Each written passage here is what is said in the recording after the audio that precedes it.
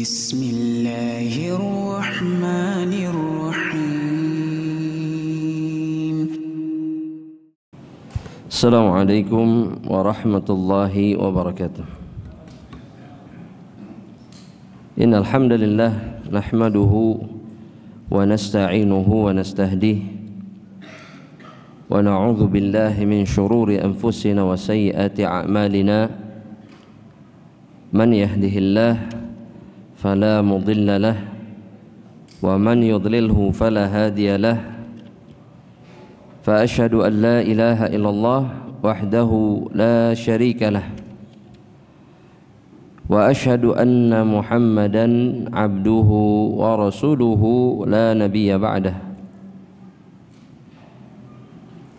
يا أيها الذين آمنوا اتقوا الله حق تقاته ولا تموتن إلا وأنتم مسلمون. يا أيها الناس اتقوا ربكم الذي خلقكم من نفس واحدة وخلق منها زوجها وبث منهما رجالا كثيرا ونساء واتقوا الله الذي تساءلون به والأرحام إن الله كان عليكم رقيبا. يا أيها الذين آمنوا اتقوا الله وقولوا قولا سديدا يصلح لكم أعمالكم ويغفر لكم ذنوبكم ومن يطع الله ورسوله فقد فاز فوزا عظيما. فأما بعد عباد الله رحمني ورحمكم الله. Atas anugerah dan rahmat Allah subhanahu wa ta'ala, kita semuanya diberikan kesempatan oleh Allah untuk bisa melakukan kebaikan, melakukan amal saleh, melakukan ibadah sebagai perwujudan iman kita kepada Allah subhanahu wa ta'ala. Anugerah yang diperintahkan oleh Allah subhanahu wa ta'ala kepada kita semuanya untuk kemudian mensyukuri anugerah tersebut. Dan bukan hanya saja mensyukurinya, tapi kemudian berbahagia. Sebagaimana mereka-mereka yang mencintai dunia berbahagia atas dunia yang didapatkannya, maka sudah sepantasnya atau bahkan lebih dari itu orang-orang yang mendapatkan anugerah yang mengantarkan mereka untuk masuk ke dalam surga Allah subhanahu wa ta'ala dan kemudian membebaskan mereka dari api neraka Allah. Maka lebih pantas lagi kemudian mereka berbahagia dan kemudian sangat bersyukur kepada Allah bahwa Allah subhanahu wa ta'ala masih memilih mereka untuk mendapatkan kebaikan. Karena tidak ada yang berarti bagi kita semuanya jemaah rahmatillah Allah. Tidak ada lagi yang lebih berarti bagi kita semuanya, melebihi kenikmatan untuk bisa beribadah kepada Allah subhanahu wa ta'ala. Dunia pasti meninggalkan kita.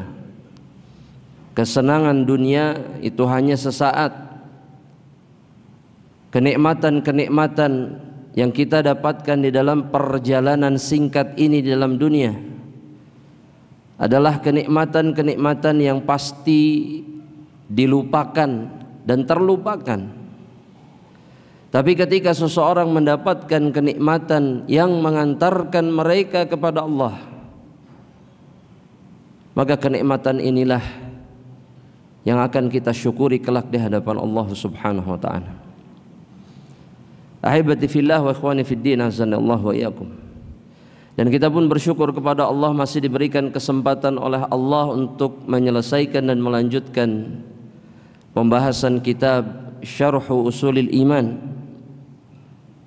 karya Al-Imam Al-Syekh Muhammad ibn Salih Al-Utsaimin rahmatullahi ta'ala alaih.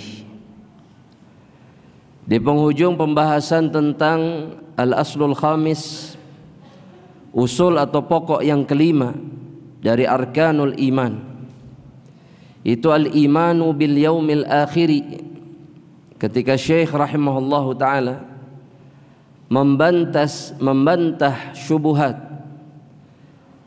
membantah kerancuan yang dilontarkan oleh mereka-mereka yang mengingkari apa yang terjadi di alam barzakh ketika seseorang diwafatkan oleh Allah Subhanahu wa ta'ala. Mereka-mereka yang tidak beriman kepada Allah Subhanahu wa ta'ala,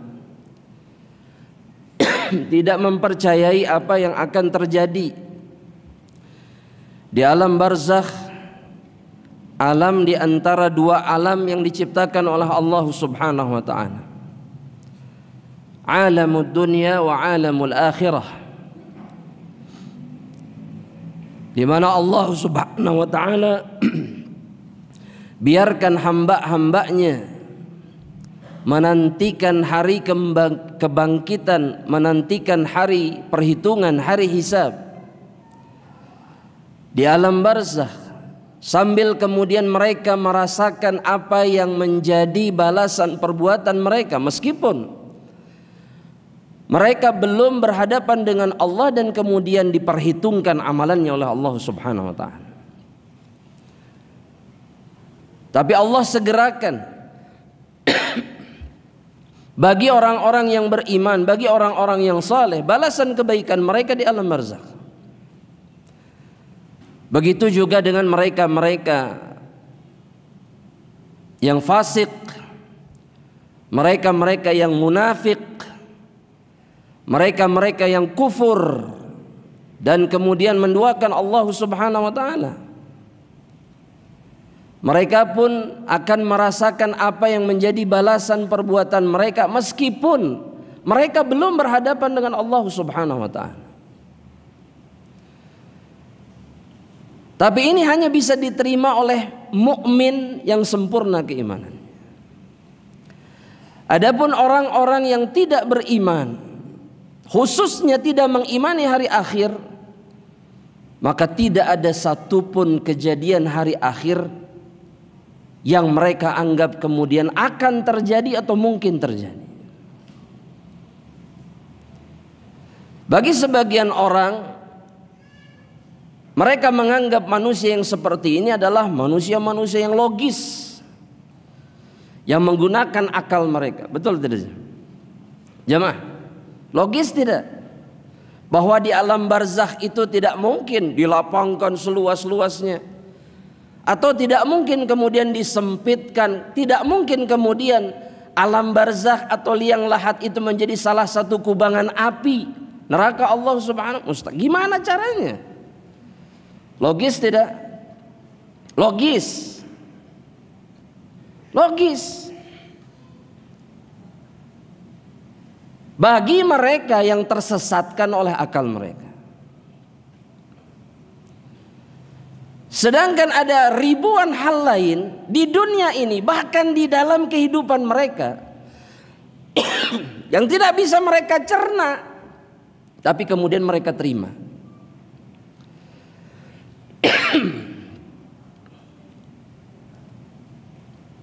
Seperti ruh. Siapa yang bisa menjelaskan ruh? Jemaah, orang-orang yang punya akal itu bisa menjelaskan ruh atau tidak? Tapi mereka meyakini keberadaannya atau tidak? Jemaah, iya. Logis tidak?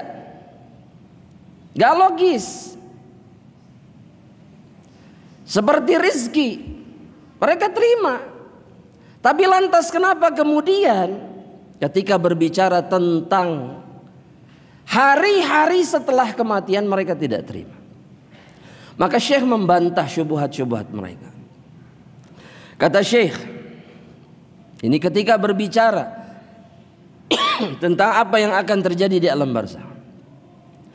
Kata beliau rahimahullahu ta'ala, amma i'timaduhum fima za'amuhu ala annahu law kushifa 'anil mayyiti fi qabrihi lawajada kama kana 'alaihi wal qabru lam yataghayyar bi sa'atin wala dhiq fajawabuhu min wujuhin minha. Adapun orang-orang yang membantah, yang tidak yakin tentang apa yang akan terjadi di alam barzakh, mereka beriktimad, mereka bersandar kepada apa yang mereka yakini bahwa mereka punya hujjah, punya. Mereka mendalili keyakinan mereka, iya. Ketika mereka mengatakan kalau kuburan itu disingkap, tanah itu dibuka, maka kita akan menemukan mayit itu tetap berada di dalam keadaan yang sama. Masuk akal tidak? Masuk akal tidak, jemaah? Untuk membantah bahwa nggak ada apa-apa di alam barzakh. Masuk akal tidak? Jemaah, jangan takut. Masuk akal? Masuk akal. Ya mereka harus berhujjah. Perhatikan. Setiap orang yang mempertahankan keyakinannya itu harus punya hujjah. Gak bisa mengatakan cenah, gak bisa. Katanya gak bisa. Dia harus punya bukti. Meskipun sesat. Jadi nggak bisa kita mengatakan ngapain dalil-dalilan. La haula wala quwata illa billah. Bagaimana engkau membuktikan keyakinanmu kalau engkau tidak punya hujjah? Faham? Tinggal yang jadi masalah hujjahnya benar atau tidak. Itu aja sudah. Selesai masalahnya. Selesai tidak? Jamaah, selesai tidak? Nggak selesai jamaah. Bukan hanya saja benar atau tidak, dipahami dengan benar atau tidak. Kata Syekh Muhammad ibn Shalih Al-Utsaimin, mereka juga mengatakan bahwa kemudian kuburan itu tidak jadi luas, tidak jadi sempit. Maka jawaban untuk hujjah mereka, atau lebih tepatnya syubhat mereka, itu ada beberapa sisi kata beliau. Yang pertama, kita sudah sebutkan, ini sebelumnya sudah sebutkan. Tapi kita ini manusia biasa. Kadang kita lupa. Di murojaah tidak, saya bantu jawab. Tidak jawabannya. Ya, taib, kita lanjutkan dulu. Yang pertama, kata Syekh, annahu la tajuz mu'aradatu ma ja'a bihi syar'u bimithli hadhihi syubuhat ad-dahidah. Yang pertama, bahwa tidak boleh kita kemudian mempertentangkan antara dalil-dalil yang didatangkan oleh syariat dengan syubhat-syubhat yang batil seperti ini. Paham maksudnya? Pertanyaan saya sekarang, kenapa? Kenapa kita nggak boleh mempertentangkan antara dalil yang dibawa didatangkan oleh syariat dengan syubhat? Apa alasan? Dijawab jemaah. Apa alasannya? Hah? Apa? Coba lebih dispesifikkan. Beda level, jelas beda level. Tapi apa yang membuatnya beda level apa? Anda bantu sempurnakan jawaban antum. Dalil-dalil yang datang dalam syariat itu hak. Tidak ada kebatilan di dalam. Kebenarannya mutlak. Ana ulangi sekali lagi. Apapun yang datang di dalam syariat, baik Al-Quran ataupun Sunnah, itu mutlak kebenarannya. Dan sedikit pun tidak ada kebatilan, sedikit pun. Sedangkan syubhat, jemaah, syubhat itu apa? Kebenaran atau kebatilan? Batil. Bagaimana mempertentangkan antara yang batil, yang hak dengan yang batil? Gimana bisa? Tadi dibilang beda level. Ini di bumi yang paling bawah, paling rendah, ini di langit yang paling atas. Di dunia saja, di dunia, kita kalau berhadapan dengan makhluk, ya, ini sering nih muncul di dalam hati kesombongan dan seterusnya. Yang jauh levelnya, gak terima kita kemudian dipertentangkan dengan orang seperti ini. Betul tidak? Wah, bukan levelnya dong. Ini doktor, ini lulusan SD. Selalu begitu. Tapi kenapa kemudian ketika berbicara kebenaran mutlak, sebagian dari kita sibuk mempertentangkan perkara yang kebenarannya mutlak ini dengan kebatilan? Ini sudah jelas sesat. Ini sudah jelas salah besar. Jadi nggak usah dibahas syubhat seperti ini. Faham maksudnya? Faham maksudnya jamaah? Di antara kesalahan kita, itu kemudian kita sendirilah yang membesar-besarkan syubhat yang ada di tengah-tengah kita. Kalau sudah jelas batilnya, sudah buang ke tempat sampah. Kenapa dibahas terus? Ya, buang. Di belakangan ini sedang rame. Buang perkataan itu, jangan dianggap. Kita sendiri yang memperbesar masalah ini. Buang. Karena jelas batil. Kelas. Bukan levelnya. Ayatnya jelas, hadisnya jelas, dibahas. La haula wala quwwata illa billah. Kita sendiri yang menjadi penyebar syubhat. Biasakan ini jemaah. Kenapa syubhat itu menyebar? Karena dibahas terus. Sedangkan kita tahu bahwa syubhat beda levelnya dengan kebenaran mutlak. Betul tidak? Yang ada di dalam Al-Quran dan hadis. Kata Syekh, "Lau ta'ammal al-mu'arid biha ma jaa'a bihi syara' haqqat ta'ammul la'alima butlana hadhihi syubuha."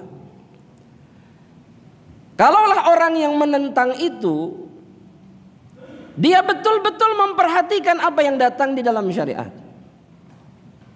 maka dia akan sadar kebatilan syubhat ini. Wa qad qil, kata beliau, telah dikatakan oleh seorang penyair, wa kam min aibin qawlan sahihan. Betapa banyak atau berapa banyak orang yang mencela ucapan yang benar. Banyak tidak jemaah? Banyak tidak? Banyak. Yang lebih banyak itu adalah orang yang mencela kebenaran, kebaikan, perkara yang hak yang ada dalam syariat. Betul tidak? Banyak sekali. Wa afatuhu minal fahmis saqimi. Dan sumber masalahnya, sumber penyakitnya itu berasal dari pemahaman yang sakit, dari pemahaman yang rusak. Jadi kalau ada orang-orang yang mengatakan sesuatu tentang hak, tentang syariat yang jelas-jelas menyimpang, yang jelas-jelas menyelisihi semua orang yang ada di dalam Islam, Anda gak perlu sebutkan, ini lagi rame. Sudah. Penyebabnya apa? Al-fahmus saqim. Pemahaman yang sakit. Khalas. Kalau ada orang sakit, antum dengar nggak perkataannya? Ini mah aneh. Dibahas terus. Sudah. Kapan mau sadarnya kapan? Bahwa kita sendirilah yang membuat kemudian orang banyak tertimpa penyakit ini. Gak paham. Banyak orang tuh gak paham. Kita sendiri penyebabnya. Padahal kita sadar bahwa ini salah. Itu satu kata Syekh. Yang kedua, kata beliau, anna ahwalal barzakhi min umuril ghaibi. Bahwa keadaan yang terjadi di alam barzakh itu di antara perkara-perkara gaib yang tidak bisa dikejar oleh indera perasa kita, nggak bisa. La yudriku hal his, nggak bisa. Mata nggak bisa lihat, telinga nggak bisa dengar, tangan nggak bisa pegang. Antum kalau masukin tangan ke kuburan langsung ke alam barzakh tidak? Hah? Atau antum nyemplung masuk kalau pindah alam gitu? Nggak ada, gaib. Sepakat nggak ini sama? Sepakat. Aneh. Kita ini ari jurik percaya, jin, pocong, tuyul percaya, tapi apa yang terjadi di alam barzakh nggak percaya. Ini pemahaman sakit yang lainnya. Kalau lewat tempat angker merinding, berarti percaya nggak? Ana mau tanya, antum kalau lewat tempat angker merinding nggak? Merinding, sudah. Kenapa merinding? Sieun, udah ana bantuin jawabnya. Takut. Baca Al-Falaqnya bari ngadeg-deg, kul a'udzu terus. La haula wala quwata illa billah. Padahal itu batil. Bukan berarti kita nggak percaya jin, tapi yang begitu batil, tuyul, pocong, apapun itu namanya. Tapi udah kelihatan. Ya kalau kelihatan terus kenapa? Coba mau tanya, kalau kelihatan terus kenapa? Depan mata pisan Ustaz, ya Allah. Ya terus katingali pisan bebeledegan, ala haula wala. Ya terus kenapa? Sedangkan yang Allah pastikan akan terjadi begitu juga dengan Rasulnya di alam barzakh, ada keraguan di dalam. Gaib ini. Sebagaimana jin itu gaib. Sama. Kenapa nggak sama-sama percaya? Minimal itulah. Dan ketika kita berurusan dengan perkara gaib dan Allah jadikan ini sebagai perkara yang gaib, maka kata Syekh, "Lau kana tudraku bil his la fatat faidatul iman bil ghaib." Andaikan alam barzakh itu bisa dirasakan dengan indera perasa, maka hilanglah faidah beriman kepada perkara yang gaib. Ini ujiannya dari Allah. Ya, sebagaimana yang disyaratkan oleh Nabi Muhammad SAW, kalau kalian mendengar seperti apa yang aku dengar, tahu seperti apa yang aku tahu, kalian hanya akan menangis dan sedikit tertawa. Atau dalam hadis yang lain, kalian akan beribadah kepada Allah terus, gak ada yang bermaksiat. Semua kenikmatan itu ditinggalkan. Tapi sama Allah dihalangi dari indera perasa kita. Tapi apakah artinya itu tidak terjadi?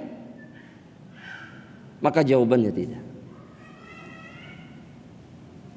Kata Syekh, wala tasawal mu'minuna bil ghaib wal jahiduna fit tasdiqi biha. Kalau bisa dirasakan kemudian, maka enggak ada bedanya antara orang yang beriman dengan perkara gaib dan orang-orang yang menentang perkara gaib. Jadi sama semuanya.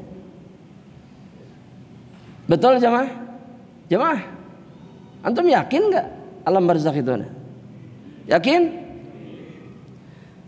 Yakin? Gak ada keraguan? Meskipun nggak bisa dirasakan? Karena suaranya kenapa jamaah? Meskipun tidak bisa dilihat dan dirasakan. Kenapa? Karena yang mengabarkan kepada kita Allahu Jalla Jalaluhu dan Nabinya Muhammad SAW. Titik. Kemudian yang ketiga kata Syekh, watsalits annal adzaba wan na'ima wa sa'atal qabri, bahwasanya azab kemudian kenikmatan, sa'atal qabri dan kemudian luasnya kuburan,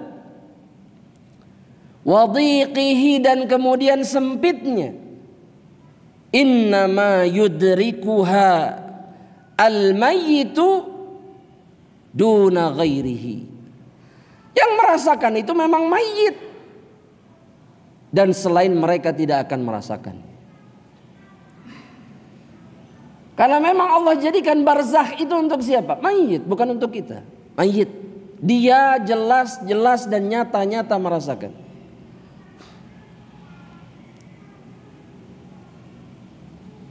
Wa hadza kama yaran naim fi manamihi. Ini mirip kata Syekh dengan apa yang dilihat disaksikan orang yang tidur di dalam tidurnya. Annahu fi makanin dhiqin muhish, bahwa dia berada di tempat yang sempit dan menyeramkan. Antum pernah mengalami itu? Pernah mengalami itu? Tidak. Ajib. Mimpinya bagus terus berarti. Dikejar ular, dikejar setan, masuk tempat yang berapi dan menyala-nyala. Itu di mana itu? Kenapa terasa? Kenapa terasa nyata oleh diri kita? Kenapa? Padahal mimpi. Dan kita meyakini mimpi itu, betul nggak? Bangun tidur, mau ada apa ini? Dikejar ular, biasanya mau ada yang fitnah kalau dikejar ular. Jadi pikiran, mimpi. Begitu yakinnya kita terhadap mimpi kita. Lantas kenapa kita nggak yakin dengan apa yang akan terjadi di alam barzakh? Sedangkan Allah memastikan apa? Kebenarannya. Aneh ini, mimpi dipercaya. Seperti tadi, jurik ditakuti, jurik diyakini, hantu diyakini. Tapi kemudian apa yang terjadi di alam barzakh tidak diyakini. Adzan? Baik. Kita cukupkan sampai di sini dulu. Kita lanjutkan insyaallah ba'da salatil Isya. Wallahu taala alam. Assalamualaikum warahmatullahi wabarakatuh. Bismillah. Assalamualaikum warahmatullahi wabarakatuh.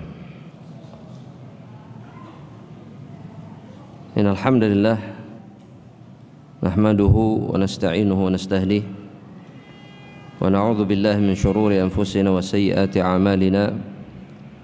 Sallallahu ala nabiyyina Muhammad wa ala alihi wa ashabihi ajma'in, fa amma ba'd. Ahibbati billah, kita lanjutkan apa yang dikatakan oleh Syekh rahimahullahu taala dalam kitabnya.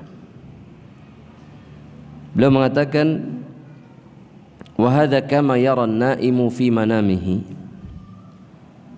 annahu fi makanin dayyiqin muhish, bahwa perkara alam barzakh ini sama seperti orang atau apa yang dilihat oleh seseorang di dalam mimpinya, bahwa dia terasa berada di tempat yang sempit, menakutkan. Au fi makanin wasi'in bahij, atau kemudian dia berada di tempat yang luas dan kemudian dipenuhi dengan keindahan. wa huwa binnisbati li ghairihi lam yataghayyar manamuhu huwa fi hujratihi wa baina firashihi wa ghitaihi. Dia, yakni yang bermimpi ini, bagi orang lain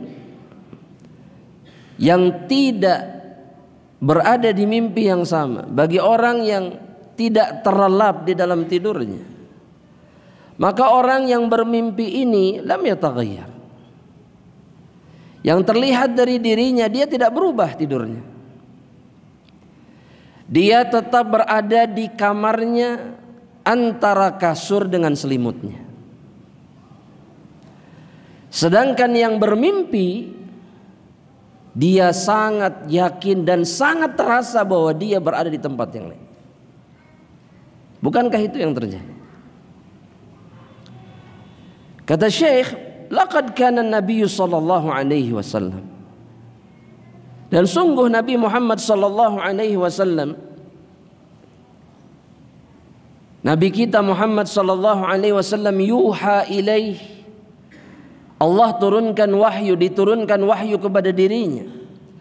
Wa huwa baina ashabihi, sedangkan beliau berada di tengah-tengah sahabat beliau radhiyallahu taala anhum ajma'in. Fayasma'ul wahya wa la yasma'uhu sahabatu. Nabi dengar wahyu, tapi para sahabatnya tidak ada yang mendengar. Sedangkan wahyu sedang nyata-nyata, sedang berlangsung diturunkan oleh Allah kepada dirinya, kepada sallallahu alaihi wasallam, Nabi kita. Tapi tidak ada satupun para sahabat yang mendengarnya. Wa rubbama yatamatsalu lahul malak rajulan fayukallimahu. Atau kadang-kadang Nabi didatangi malaikat dalam wujud laki-laki, menyerupai seorang laki-laki. Tapi kata Syekh, was-sahabatu la yarawnal malak. Tapi para sahabat tidak melihat malaikat. Ini terjadi di tengah-tengah para sahabat Nabi Muhammad SAW. Wala yasma'unahu, dan beliau, yakni para sahabat ini, beliau itu tidak mendengar apa yang dikatakan malaikat kepada Rasulullah sallallahu alaihi wasallam. Seperti ketika Nabi naik mimbar, langkah pertama mengatakan wajabat, naik lagi, atau dalam hadis yang lain amin, naik lagi langkah amin, ketiga kali amin juga. Kenapa bilang amin amin? Karena di saat beliau melangkah menjejakkan kakinya, Jibril berdoa, terdengar oleh Rasulullah SAW dan diaminkan. Tapi para sahabat tidak ada satupun yang menyaksikan dan mendengar apa yang dikatakan Jibril alaihissalam. Lantas alasan apa kemudian yang membuat kita tidak mempercayai apa yang terjadi di alam barzakh? Kalau mimpi saja yang sangat remeh ini, remeh, mimpi itu remeh, kita betul-betul meyakininya. Lantas kenapa yang ditetapkan dengan hak oleh Allah dan juga Nabi-Nya Muhammad sallallahu alaihi wasallam, kemudian ada keraguan di dalam hati kita tentangnya? Orang kalau sudah dapat mimpi buruk tidak tenang. Kalau sudah dapat mimpi baik bahagia. Betul tidak? Betul? Antum senyum-senyum tidak kalau mimpinya baik? Ana mau tanya sama antum, mimpi baik yang sering menimpa antum apa? Atau antum ini merasa ini mimpi baik, kalau bagaimana? Jawab. Hah? Tebak? Ana nebak antum. Oh terbang, antum bisa terbang, Masya Allah. Maknanya apa terbang itu? Apa jamaah? Antum kalau merasa, oh ini mimpi baik, ini syarat baik ini. Kalau apa? Atau nggak pernah mimpi baik sama sekali jamaah? Nabi mengatakan bahwa mimpi baik seorang mukmin itu ru'yah salihah, datangnya dari Allah Subhanahu wa ta'ala. Dan seseorang boleh bertafaul karenanya, boleh optimis karenanya, boleh. Dan ketika mendapatkan mimpi buruk, tidak boleh menceritakannya, tidak perlu menceritakannya, berlindung kepada Allah dari mimpi itu, dan tidak perlu takut jadi pesimis, gak perlu. Nah sekarang anak nanya lagi, mimpi baik menurut antum apa? Dapat apa? Dapat ikan. Kenapa dapat ikan jadi mimpi baik? Ya pokoknya dapat ikan lah yang besar, dapat uang, dapat yang berharga, betul tidak? Dan yang terbaik dari mimpi-mimpi itu adalah berjumpa dengan Rasulullah SAW. Ya, kalau antum sudah merasakan semuanya, belum berjumpa dengan Rasul Sallallahu Alaihi Wasallam, antum belum merasakan mimpi yang terbaik. Betul nggak? Dan pertanyaan anak, pernah nggak minta untuk bermimpi berjumpa dengan Rasulullah SAW? Anak bantu jawab, tidak. Ya, jemaah, mimpi baik itu bukan tentang dunia. Mimpi terbaik itu adalah berjumpa dengan manusia terbaik, kekasih kita semuanya, Muhammad sallallahu alaihi wasallam. Semoga Allah takdirkan kita untuk bisa bermimpi berjumpa dengan Nabi Muhammad sallallahu alaihi wasallam. Dan yang terakhir jemaah rahmatan Allah, perkara yang keempat, bantahan yang keempat dari Syekh,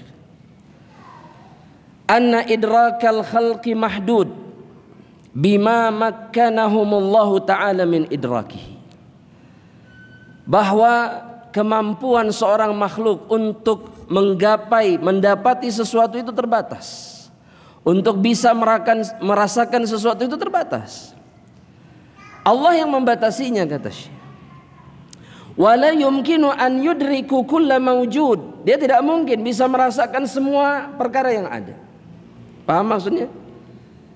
Dia tidak mungkin bisa melihat semua yang ada di antara makhluk Allah, yang mawjud, yang ada, yang diciptakan sama Allah, karena terbatas memang. Allah batasi kemampuan mereka. Fas-samawatus sab'u wal ardu wa man fihinna wa kulla syai'in yusabbihu bihamdillah tasbihan haqiqiyan. Di antara contohnya kata beliau, bahwa langit yang jumlahnya 7, bumi yang jumlahnya 7, dan seluruh yang ada di dalamnya selain jin dan manusia, wa kulla syai', dan semuanya dari makhluk-makhluk Allah itu yusabbih, mereka semuanya bertasbih. Pohon bertasbih, burung bertasbih, semua hewan yang ada di alam dunia ini bertasbih, tasbihan haqiqiyan, tasbih yang benar-benar. Paham maksudnya? Subhanallah, kalau kita perlu gambarannya, mengucapkan subhanallah, mensucikan Allah, itu gambaran supaya kita paham. Mereka tuh bertasbih semuanya, terus tidak pernah putus. Kata Syekh, yasma'uhu Allah Ta'ala, Allah mendengar tasbih semuanya.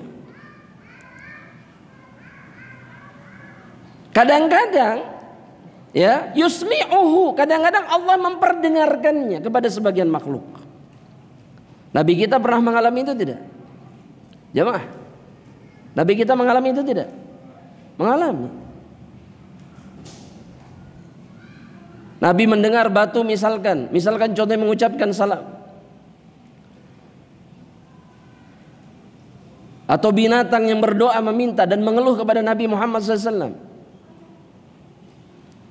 Semuanya diperdengarkan oleh Allah. Wa ma'adzalika mahjubun anna, dengan semua keadaan ini kita nggak bisa merasakan ini. Betul tidak? Antum dengar tasbihnya bumi? Padahal Allah pastikan semuanya bertasbih.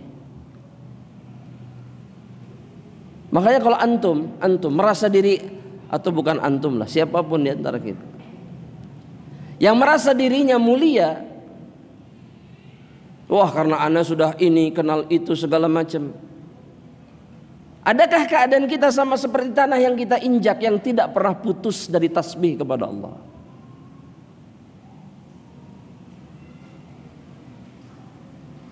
yang selalu memuji Rabbnya.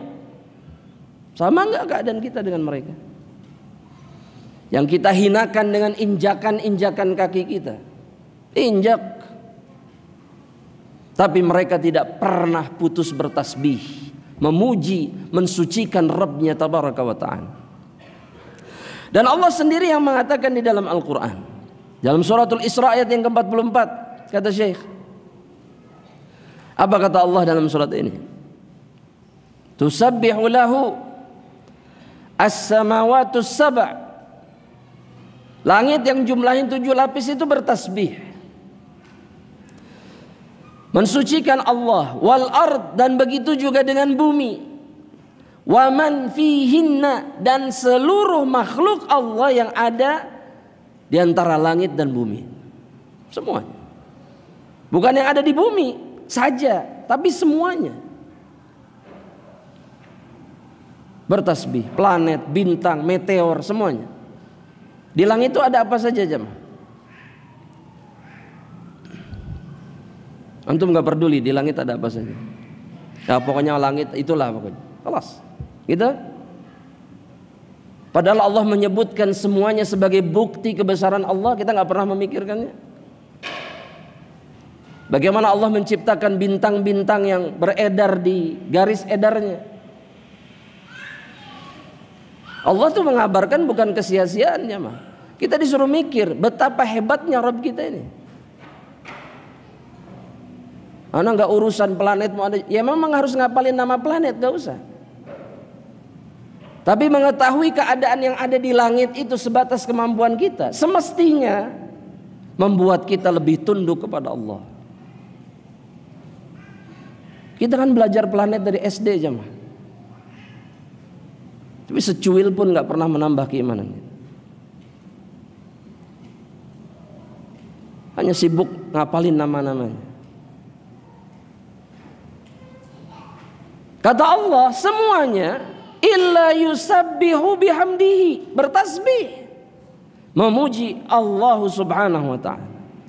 Tapi kata Allah kemudian, walakin la tafqahuna tasbihahum, tapi kalian tidak akan bisa memahami tasbih mereka.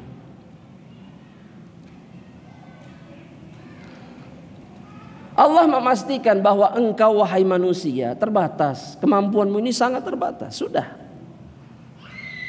Tasbihnya seluruh makhluk saja engkau nggak paham, nggak dengar.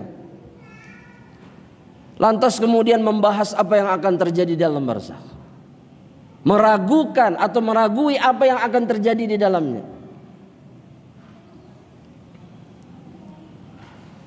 Dan semestinya membuat kita sadar, ketika kita sadar kita ini terbatas, sudah, nggak usah macem-macem.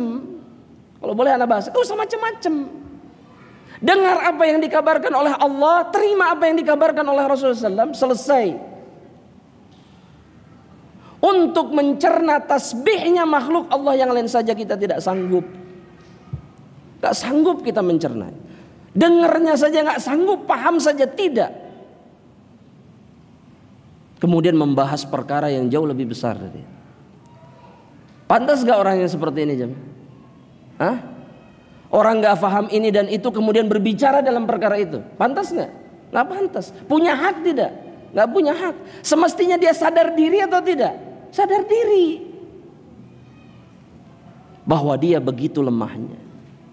Yang tersisa apa? Taslim. Yang tersisa hanya menyerahkan dirinya kepada Allah. Pasrah, terima apapun yang diberikan oleh Allah.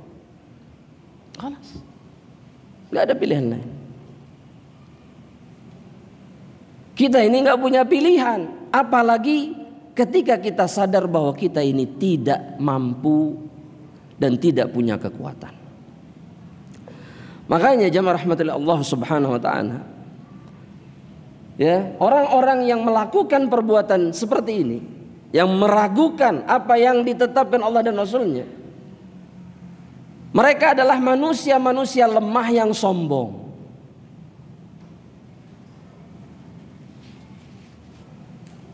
Lemah, tapi kemudian dengan kelemahan mereka, mereka membantah kebenaran. Khalas. Ya. manusia sombong, pasti. Karena di tengah-tengah kelemahannya, dia tetap menolak kebenaran. Sombong nggak ini? Sombong tidak? Sombong. Asy-Syaikh mengatakan kemudian, kata beliau, wahakadza syayatin. Setan juga sama, kata Syekh. Begitu juga dengan syayatin. Ini contoh yang lain. Wal jin, begitu juga jin. Apa bedanya syaitan dengan jin?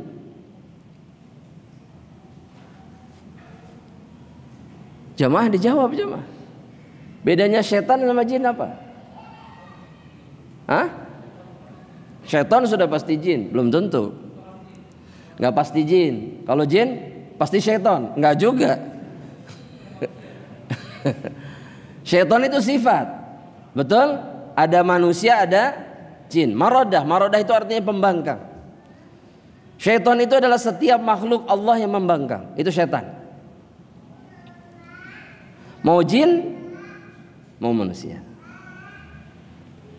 Begitu juga dengan syayatin. Di sini yang dimaksud oleh Syekh itu maradatul jin, yang membangkang dari kalangan jin. Beliau sebutkan jin lebih luas lagi. Ada jin soleh di dalamnya. Karena kalau jin yang soleh disebutnya apa? Jin.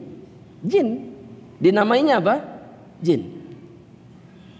Tapi kalau yang pembangkang secara khusus namanya beda. Apa? Syaitan. Mbahnya siapa? Iblis. Sudah. Jelas ya? Iblis itu jin atau bukan? Antum masih ada yang bingung ngejawabnya. Kan kata Allah apa dalam Al-Quran? Kana minal jin fafasaqa an amri rabbih. Sudah, iblis itu jin. Khalas. Antum ada yang bilang jin iblis itu dulunya malaikat. Dalilnya surat Al-Baqarah, betul tidak? Itu Allah berkali-kali bilang kana minal jin.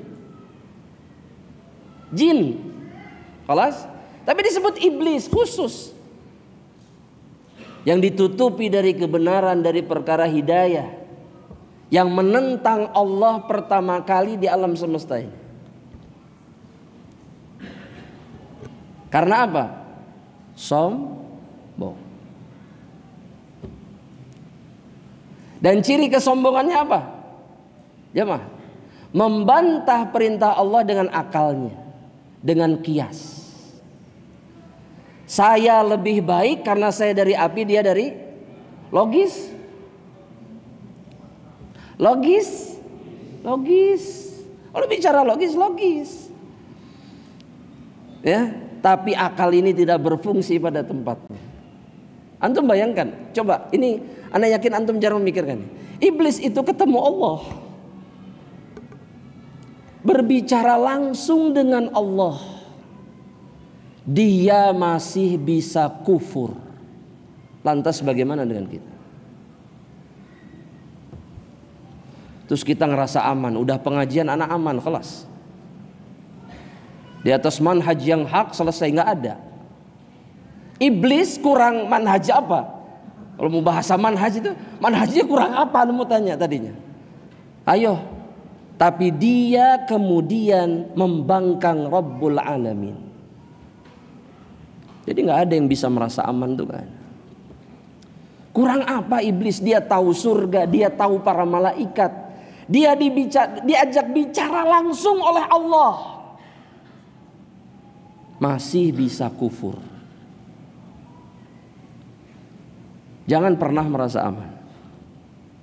Kata Syekh, jin, syaitan, yas'auna fil ardi dhahaban wa iyaban. Mereka itu kelalang keliling mondar mandir di bumi, pergi ke sana pergi kemari. Wa qad hadaratil jinnu ila Rasulillah sallallahu alaihi wasallam. Jin datang kepada Rasul sallallahu alaihi wasallam. Wastama'u li qira'atihi wa ansatu wa wallau ila qaumihim mundirin. Berjumpa dengan Rasul, hadir di sisi Rasul, mendengar bacaan Rasulullah SAW, bacaan Al-Quran Rasulullah SAW. Wa ansatu, mereka diam ketika mendengar bacaan Rasul. Makanya Anda masih ingat Syekh Utsman Al-Maki di sini pernah kajian tentang ini. Jin itu asra'u istijabatan minal insan. Jin itu lebih cepat, lebih segera menjawab seruan Allah dibandingkan manusia. Baru dengar pertama kali, langsung diam, langsung menerima apa yang dibacakan oleh Rasulullah. Kalah sama jin. Wawallau, dan bukan hanya itu, kemudian pergi meninggalkan Rasul ila qaumihim munzirin, sebagai pemberi peringatan.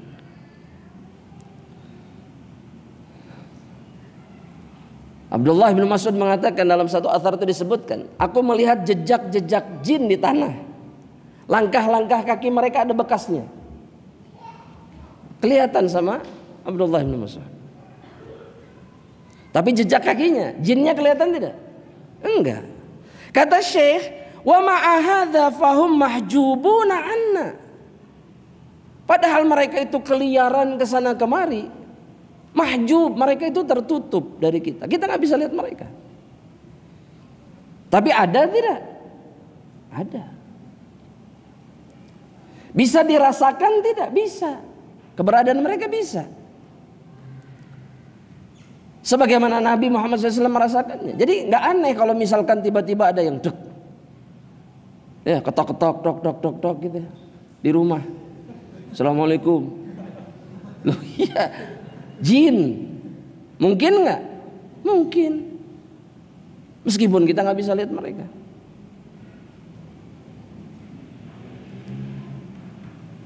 Terus kita mau bilang nggak percaya, nggak kelihatan tapi nggak kerasa. Apalagi Allah memastikan bahwa mereka tuh begini dan begitu. Nabi juga memastikan mereka begini dan begitu. Kadang-kadang kita merasakan apa yang mereka lakukan, kadang-kadang nggak percaya juga. Padahal kita nggak bisa lihat. Bisa jabat tangan dengan mereka, nggak bisa. Ya, antum kalau tahu di satu tempat itu kemungkinan ada jin, antum mau ketemuan nggak? Tuh, nggak berani. Padahal nggak kelihatan. Tapi antum yakin dengan perkara ini. Lantas kemudian kenapa nggak yakin dengan apa yang akan terjadi di alam barzakh? Allah Subhanahu wa taala berfirman, kata Syekh di dalam Al-Qur'an, dalam surat Al-A'raf ayat yang ke-27. Ya Bani Adam, kata Allah Subhanahu wa taala, wahai anak Adam, la yaftinannakumus syaitan, janganlah kalian terfitnah oleh syaitan, tertipu. Kama akhraja abawaikum minal jannah, sebagaimana dulu dia mengeluarkan dua orang tua kalian dari surga, Adam dan Hawa. Yanzi'u anhuma libasahuma liyuriyahuma sawatihima. Syaitanlah yang membuat Adam dan Hawa menanggalkan pakaian keduanya, kemudian memperlihatkan aurat keduanya. Innahu yarakum, sesungguhnya syaitan melihat kalian. Syaitan melihat kalian. Kata Allah, huwa wa qabiluhu, dia dengan qabilnya itu melihat, dengan grupnya, dengan kelompoknya melihat kalian, dengan bangsanya. Min haitsu la tarawnahum, di mana di saat yang bersamaan kalian tidak bisa melihat mereka. Makanya di antara sunnah di dalam Islam itu, di dalam beberapa keadaan kita diperintahkan baca bismillah supaya syaitan apa? Tidak bisa melihat aurat-aurat kita. Kapan? berpakaian, terus masuk WC, kamar mandi, atau tempat buang hajat, lebih tepatnya kamar atau ruangan buang hajat. Terus apa lagi? Ketiga, jima. Ketika berhubungan suami istri.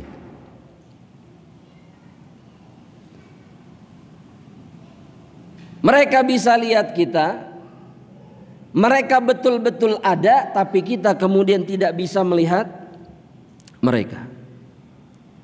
Maka Allah mengatakan, inna ja'alna syayatina awliya'a lilladzina la yu'minun. Kami jadikan syaitan itu wali penolong bagi mereka-mereka yang tidak beriman. Ini menunjukkan lemahnya idrak kita, kemampuan untuk bisa merasakan dan melihat apapun, mendengar dan seterusnya. Wa idza kana al-khalqu la yudrikuna kulla mawjud. Kalaulah makhluk itu tidak bisa merasakan semua yang ada di dunia ini, fa innahu la yajuz. Kalau begitu, enggak boleh kata Syekh. An yunkiru, mereka mengingkari ma sabata min umuril ghaib. Apa yang ditetapkan oleh Allah dari perkara-perkara gaib. Apa yang ditetapkan oleh nabinya? Ada. Dalam keadaan yang ada pun, yang ada di sekeliling mereka pun, mereka tidak bisa merasakan semuanya. Lantas apa alasannya untuk membantah kemudian apa yang ditetapkan oleh Allah meskipun perkara gaib? Walam yudriku, dalam keadaan mereka tidak bisa merasakan.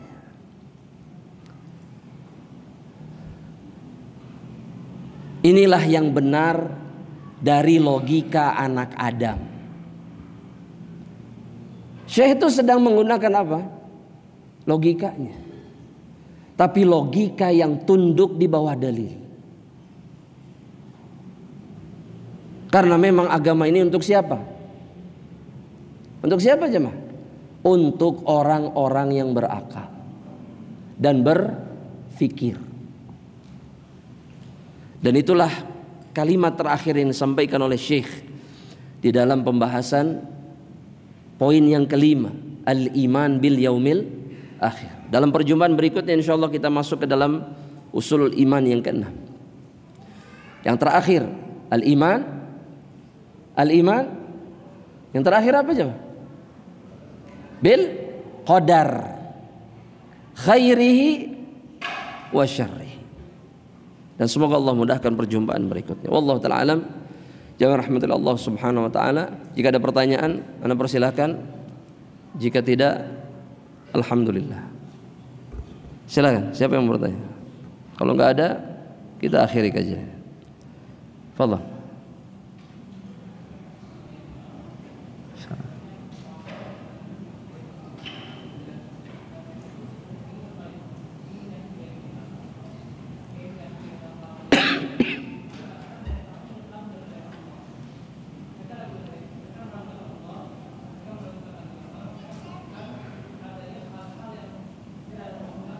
Nah, kenapa?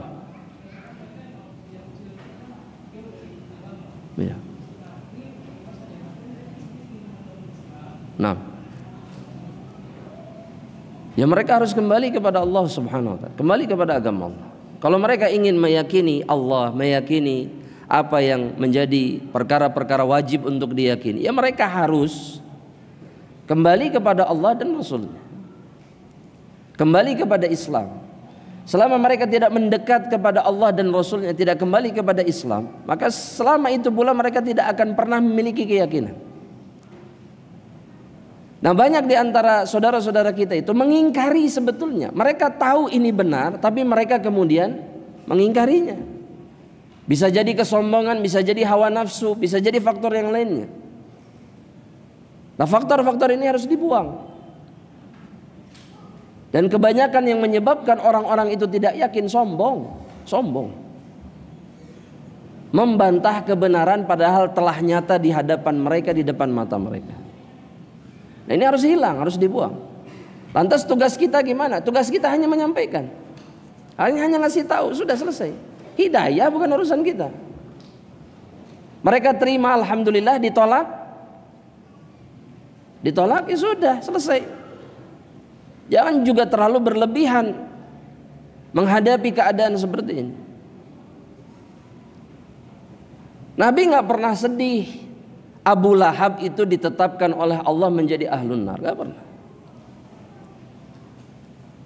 Kemudian kecewa berat, enggak. Khalas. Kenapa Nabi bersedih ketika Abu Thalib meninggal? Karena Abu Thalib itu yang memperjuangkan Nabi dari kecil.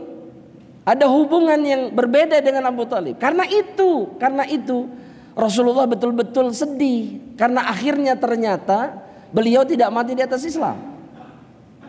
Tapi setelah itu sudah selesai. Karena Nabi sudah melakukan kewajibannya sampai detik terakhir untuk mengajak pamannya kepada Islam. Titik. Dan Allah menyadarkan Nabi dengan ayat-ayat yang diturunkan. Disadarkan sama Allah, sudah. Bukan urusanmu, hidayah mereka itu bukan urusanmu, sudah. Tugas kita hanya menyampaikan, selesai. Jangan berlebihan, tenang aja. Terima alhamdulillah, enggak, terserah. Tugas kita hanya menyampaikan sepanjang bisa kita melakukan. Khalas. Sisanya urusan siapa? Urusan Allah Subhanahu wa ta'ala. Satu lagi pertanyaan.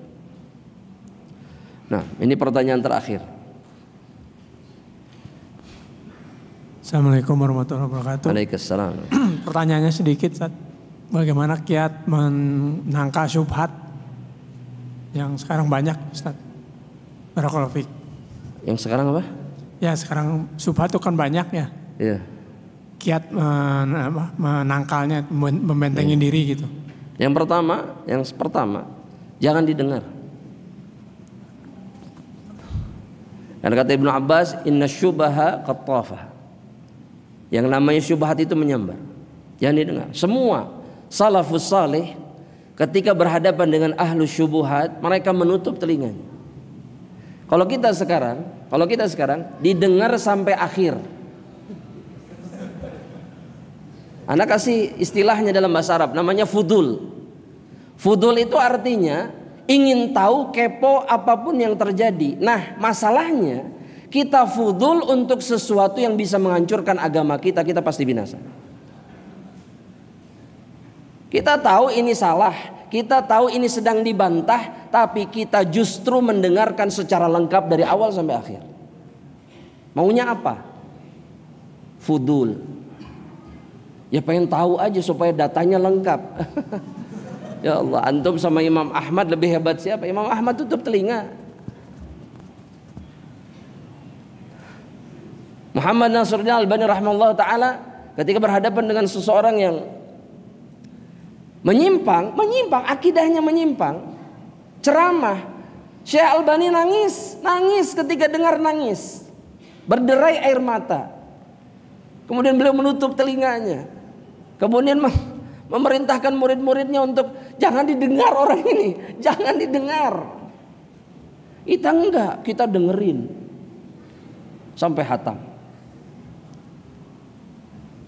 Kalau ana udah tahu Ustadz, jadi bantahannya itu kena, ana paham. Oh iya begini nih. Suka gemesin memang. Syubhat itu sudah, ya Allah, khattafah. Siapa yang menjamin antum kembali lagi kepada perkara yang hak? Jangan, satu itu. Yang kedua, bentengi diri kita dengan manhaj yang hak. Beradalah di jalan yang kata Nabi mahajjah bayda, jalan putih bersih terang yang lurus yang bersih. Lailuha kanahariha, malamnya seperti siang harinya, terang benderang, nggak ada kesamaran. Berada di jalan itu, jangan di jalan yang lain.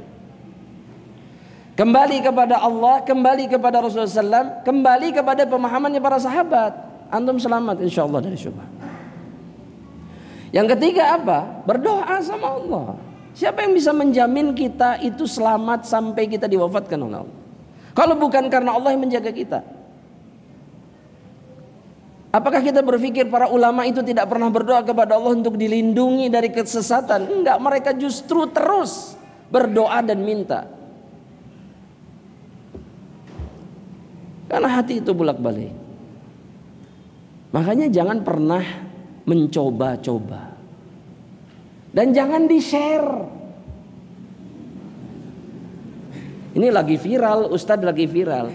Jangan ya akhil karim, jangan. Antum tahu ini salah, tapi belum tentu dengan saudara antum yang lain.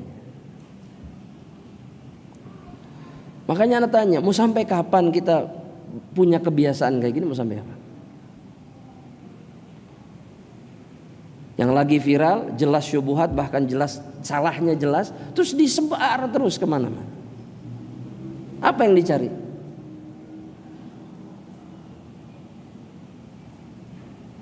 Dia lupa bahwa justru ketika dia menyebarkan ini, jadi kepanjangan tangan dari syubhat dan kesesatan yang ada.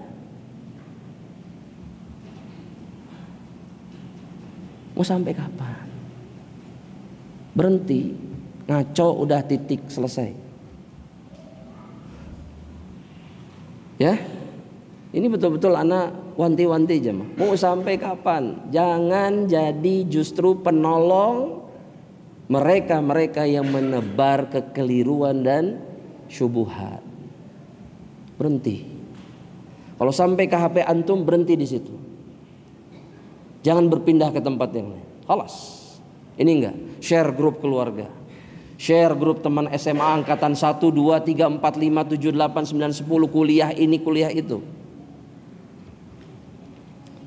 Nanti di akhirat Allah akan membahas ini semua. Ya, jelas jemaah.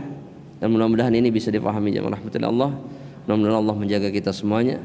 Nasallallahu salamatan afiyah.